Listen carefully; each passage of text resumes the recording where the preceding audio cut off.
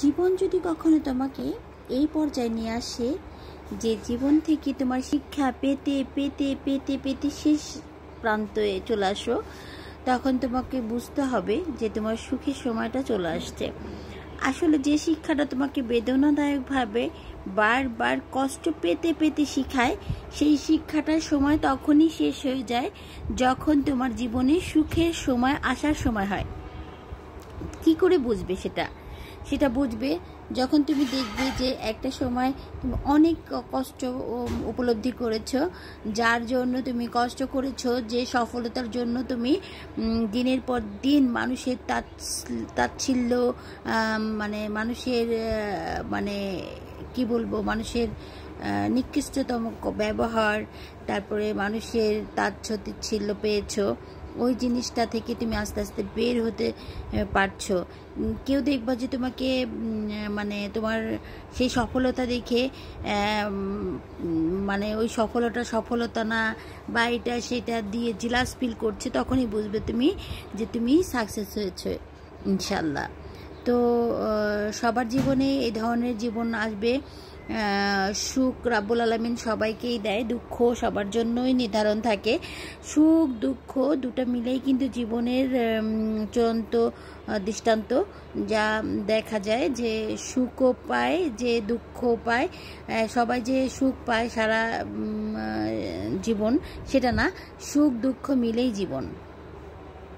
তো যারা এখন দুঃখে আছো, মনে করছো যে না আমার কষ্ট হচ্ছে, সারা জীবন কষ্টেই থাকতে হবে, কষ্টই হচ্ছে আমার জীবন, এটা সম্পূর্ণ ভুল ধারণা। কষ্টে কারো জীবন না, কষ্ট হচ্ছে সফলতা আনার জন্য। সফলতা আল্লাহ রাব্বুল আলামিন সফল যাকে করবেন তাকেই কষ্ট দেয়, আর যে সফল আছে তাকে আল্লাহ কষ্ট দেন না। তবে হ্যাঁ, সে সারা জীবন ভুক্তভোগী থাকে। একটা না একটা মানুষের জীবনে একটা না একটা কষ্ট থেকে থাকে, যার অল সাইড আছে। হ্যাঁ, রাব্বুল আলামিন তাকে আসলেও অনেক ভালোবাসেন বলেই অল সাইড তাকে দিয়ে রেখেছেন। তো আমরা কাউকে দেখে জিলাস ফিল করব না, কারো সফলতা দেখে জিলাস ফিল করার কিচ্ছু নেই।